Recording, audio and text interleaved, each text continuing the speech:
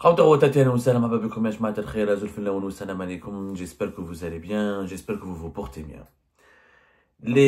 Ce Eid al-Adha 2025 a été marqué depuis hier, depuis la veille de l'Eid jusqu'à hier encore, c'est-à-dire le 5 et le 6 juin dernier, par des révélations importantes sur les biens, les comptes bancaires, les biens immobiliers et l'argent caché par certains dirigeants algériens du régime actuel sur le territoire français. Ces révélations ont commencé à être faites par le journaliste franco-algérien Mohamed Sifawi sur notre plateau. C'était le 2 juin dernier, lors d'une émission qui a suscité énormément de réactions, dans laquelle Mohamed Sifawi affirme et accuse Abdelmajid Tebboune de posséder, d'accuse les enfants, les deux fils d'Abdelmajid Tebboune de posséder des comptes bancaires en France. Et il a fait un certain nombre d'autres révélations que nous avons déjà expliquées, sur lesquelles nous n'allons pas beaucoup, sur lesquelles il n'est pas utile de revenir, parce que nous avions, je crois que la veille de l'Aïd, c'était le 5 juin dernier, la veille de l'Aïd, nous avions expliqué la démarche et les dessous et les tenants, les aboutissants de cette grande émission que nous avons fait avec Mohamed Sifawi, qui a duré plus d'une heure. Il se trouve que le jour de l'Aïd, il avait publié Mohamed Sifawi sur le site du média français Rupture Magazine, le magazine Rupture, deux enquêtes sur des civils et sur des militaires. La première enquête sur des civils, la deuxième enquête sur des militaires, dans laquelle il donne des noms et il explique comment les enfants ou les dirigeants, tel ou tel dirigeant, ont des comptes bancaires, voilà, ou des avoirs en France.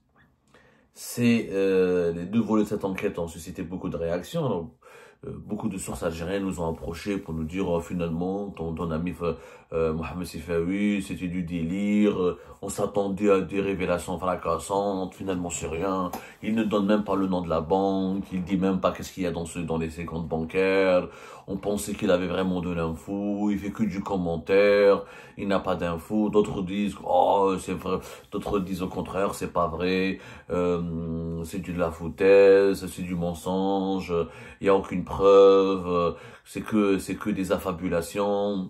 Donc, ils ont été dans la majorité des sources algériennes qui nous ont contactés à la suite de la publication des deux volets de l'enquête de Mohamed Sifawi, ont été dans le déni, dans le dénigrement, dans le relativisme, où là ils ont versé dans la contestation de la légitimité même de ces enquêtes ou de ces révélations. Et d'autres ont dit que c'était, voilà, c'était la montagne qui accouche d'une souris, ou un échec total, pas de révélations exposées, pas de preuves, pas de détails, pas de chiffres, juste des indications superficielles. Les autorités algériennes, en tout cas les sources algériennes à qui nous avons parlé, ont voulu nous faire croire qu'elles étaient imperturbables, que le régime algérien est imperturbable face à ces révélations. Mais moi, ce qui m'intrigue, c'est le silence officiel du régime algérien. Ce silence officiel, je ne le comprends pas. Il est pour moi complice et choquant. Puisque vous dites que Mohamed Sifawi a menti, ne maîtrise pas son sujet, n'a pas de preuves, il n'a pas d'infos, c'est que des affabulations, c'est que des mensonges, c'est que des rumeurs malsaines. Son objectif est juste de salir la réputation d'Abdelmajid Tebboune et de son entourage et des dirigeants de son gouvernement. C'est que de la diffamation, de la calomnie, de l'atteinte à l'honneur. Pourquoi vous ne déposez pas plainte? Pourquoi le régime algérien ne dépose pas plainte contre Mohamed Sifawi? C'est simple.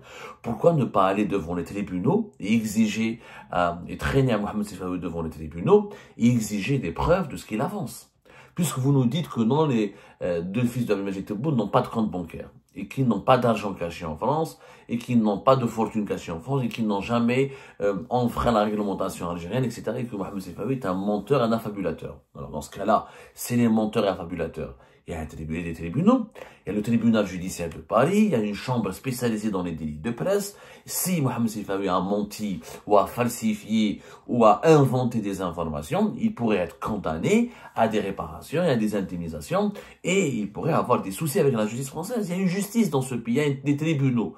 Je ne comprends pas, moi par exemple, l'ambassade d'Algérie paye un grand cabinet d'avocats contre moi, pour me poursuivre en justice pour diffamation, calomnie, etc., dans deux affaires distinctes. Alors, Puisque l'ambassade, parce que quand je pose cette question à des sources algériennes, ils me disent, mais non, c'est pas Abdelmajid Tebboune ou Chengriha ou des dirigeants algériens qui vont se rabaisser à déposer plainte. Ce n'est pas Boualem. Les dirigeants algériens ne vont pas se rabaisser à déposer plainte. D'abord, les dirigeants algériens ont déjà déposé plainte contre des médias français, contre des opposants algériens établis à l'étranger, dont je suis la preuve. Il y a d'anciens ministres, il y a l'ancien ambassadeur Andar Daoud. Je suis en confrontation avec lui, je suis dans un conflit avec lui à travers 2 ou 3 dossiers judiciaires qui sont en cours de traitement. L'ambassade d'Algérie en France, elle a un cabinet avec lequel elle traite, un cabinet extrêmement prestigieux, c'est le cabinet Grossman. Donc, il est payé, il défend les intérêts de l'ambassade d'Algérie. Si c'est pas Abdelmajid Tebboune n'est pas obligé de déposer plainte lui-même. Les enfants de Tebboune ne sont pas obligés de déposer plainte eux-mêmes. Saïd Chengriha et son fils, Chefer, ne sont pas obligés de déposer plainte eux-mêmes. Il y a l'ambassade d'Algérie qui peut se charger de cette procédure. À travers le cabinet Grossman, elle peut enclencher une poursuite judiciaire. Mais elle ne fait rien. Donc si vous ne faites rien, c'est que vous avez peur d'affronter Mohamed Sifawi devant les tribunaux. Parce que, si, écoutez, regardez le régime algérien, en quoi il est pas du tout intelligent et vraiment médiocre.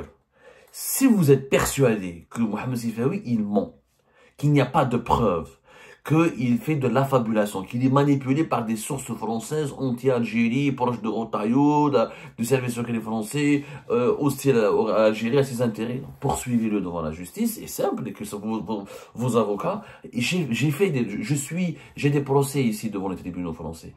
Les juges français, ils sont pas du tout politiques, apolitiques. Vous dites que les dirigeants algériens sont voleurs, les juges vont dire, donnez-nous les preuves.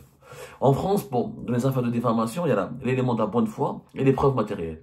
Un journaliste, s'il n'est pas de bonne foi quand il fait son article, et s'il n'a pas de preuves pour affirmer ce qu'il affirme dans son article, il va être condamné. Et la condamnation, on ne part pas en prison en France, bien sûr. On est un pays civilisé ici en France. La France est un pays civilisé. Elle n'emprisonne pas les journalistes, comme le font certains pays, malheureusement. Mais on peut être condamné des amendes financières. Abdelmajid Tebboune peut demander, ou le gouvernement algérien peut demander des réparations financières parce qu'il s'agit de l'honneur d'un certain nombre de dirigeants qui a été atteint. Et là, si Mohamed Sifawi n'a pas les preuves, ou comme le dit le régime algérien, il fait de la fabulation, il va être condamné. Les juges français ne vont pas le protéger. Les juges français n'ont pas protégé Nicolas Sarkozy ou des grands anciens présidents de la République ou Jacques Chirac ou Khbel Mehmoud ou de grands dirigeants français n'ont pas été protégés. Ils vont pas accorder à Mohamed Sifawi un traitement de faveur. Donc, je comprends pas. Si vous dites encore une fois que c'est du mensonge, c'est de l'affabulation, allez-y vers les tribunaux.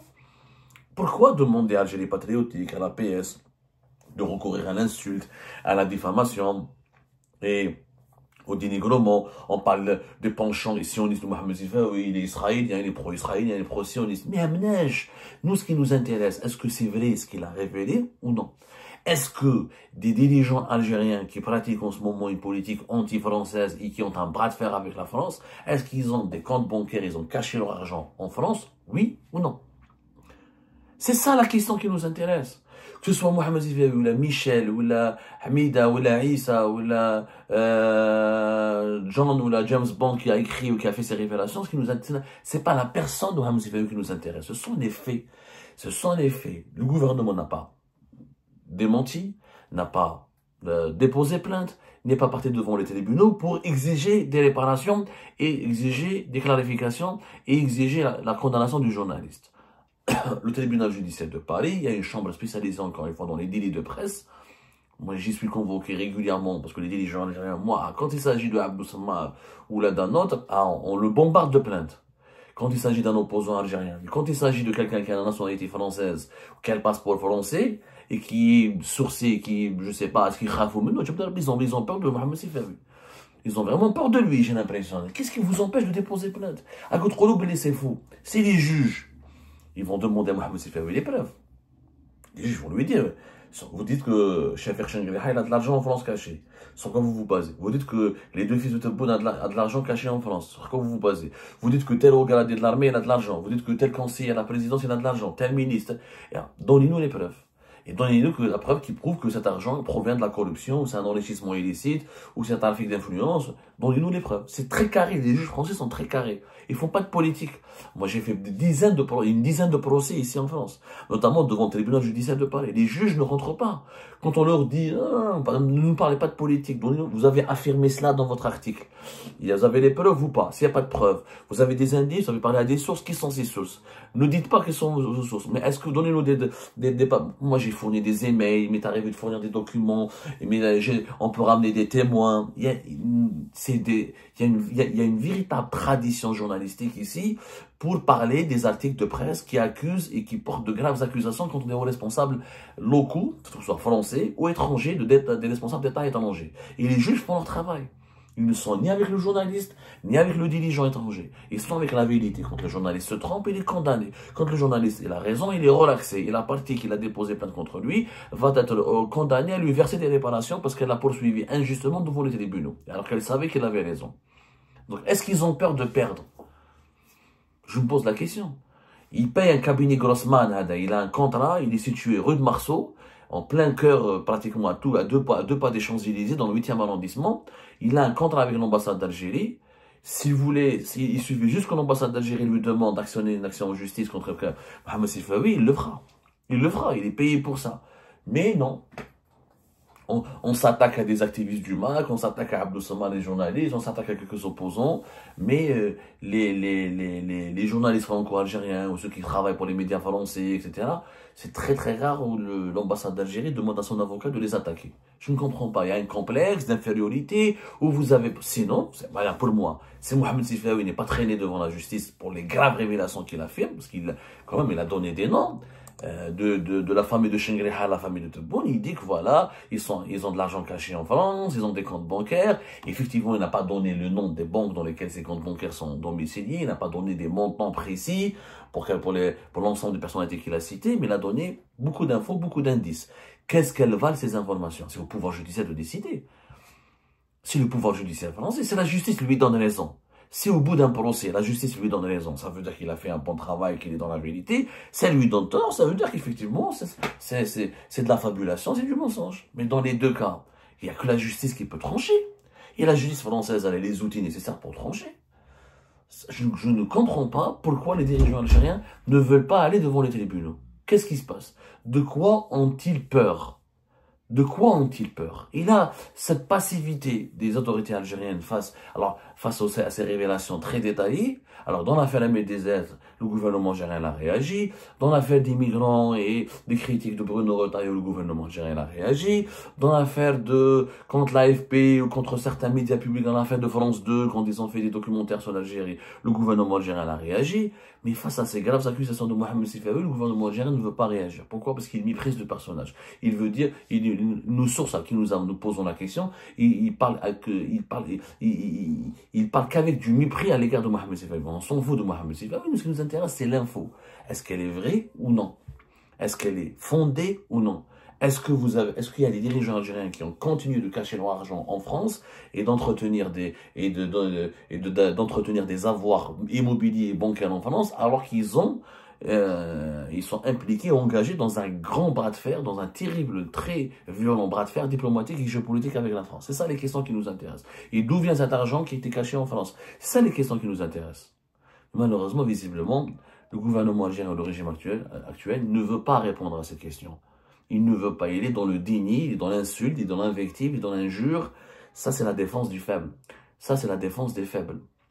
Les forts, ils recourent à la justice, ils demandent des preuves, et ils donnent des arguments, et ils démontrent que le mensonge est un mensonge. Mais si le mensonge n'est pas démontré que c'est un mensonge, il demeure pour le moment une vérité.